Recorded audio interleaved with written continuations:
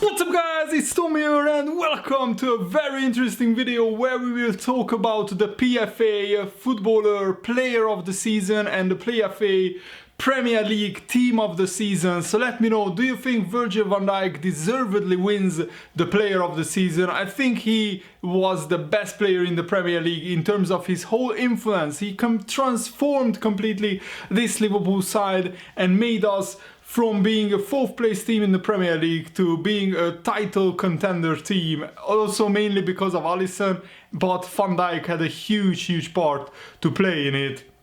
Raheem Sterling was the other big candidate, but he finished second in this vote, and I'm very happy that for the first time since 1984, two Liverpool players finish back-to-back as the Premier League's Player of the Season. Salah was the Player of the Season last season. I think he broke the Suarez goal-scoring record with 32 goals. Virgil van Dijk is the Player of the Season this season.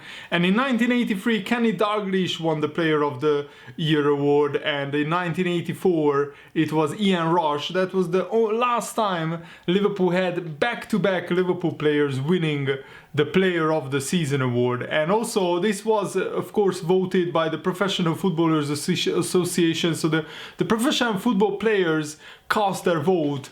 And I think the biggest surprise and the biggest thing that got me mad about the Team of the Year is that how on earth did Paul Pogba get into the Team of the Year? Don't get me wrong, Paul Pogba has good numbers if you just look at the stats. He has decent goals and assist numbers, but if you consider that more than half of Paul Pogba's goals came from penalties, and if you consider that in basically like 30 or 40% of the games that Man United play, Paul Pogba doesn't really contribute anything, and usually he doesn't really track back, he doesn't work hard enough, and he doesn't really score enough goals for me outside of penalties. And you just can't award a player into the Team of the Year based only on penalties. I mean, Eden Hazard didn't get into the team, Harry Kane didn't get into the team, Mohamed Salah didn't get into the team, Pierre-Emerick Aubameyang didn't get into the team. I mean, Salah has 19 goals, Aubameyang has 19 goals,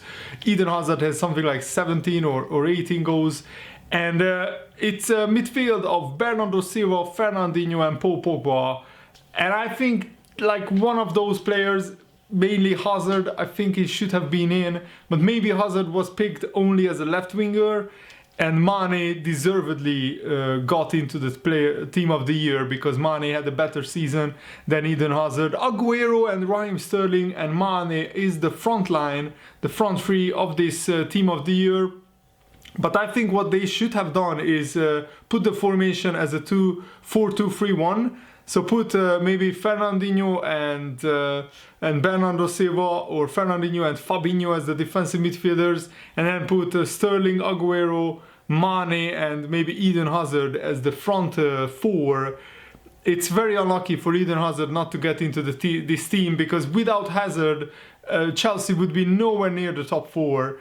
And they might even finish outside of the top four, but as it stands, I think it's only because of Hazard that he is saving single-handedly Chelsea's season. The backline is Alexander-Arnold, Van Dijk, Laporte and Robertson. I don't really have a problem with this backline. Yes, 3 Liverpool players make it, and I think it's justified because Liverpool had the best defense throughout the season with just 20 goals conceded in 35 games, which is an outstanding number. The Premier League record is 15 goals, and for Liverpool to get even close to that, after the last 4 years where we shipped goals left, right and centre, every season we conceded sometimes even more than 50 goals usually. So this season our defense has been just outstanding. And Ederson gets into the Team of the Year. That is another position where I don't agree with this, because Ederson, don't get me wrong, he's a brilliant world-class goalkeeper, he had a good season, but Allison has more clean sheets, more saves to goals ratio, he has a better distribution. Allison already put 172 accurate long passes this season, and he's only second to Van Dijk for Liverpool, and he has more accurate long passes than both Mignolet and Karius combined in the whole of last season. which shows that Allison has had a very good season in terms of as a distribution of a goalkeeper, but also he has 3.4 saves per goals conceded ratio. He made 69 saves, Allison, and he is by far the best goalkeeper. The second best goalkeeper who played regularly is Hugo Lloris, and he has 2.8 saves per goal conceded ratio. Also, his save ratio, Alisson's save ratio in the box is 70.77%. So almost 71%. Ederson's save ratio in the box is 64.9%. So that shows that Allison has a better save ratio in the box. And also if you see the goals conceded column, his expected goals conceded, Allison, is 25.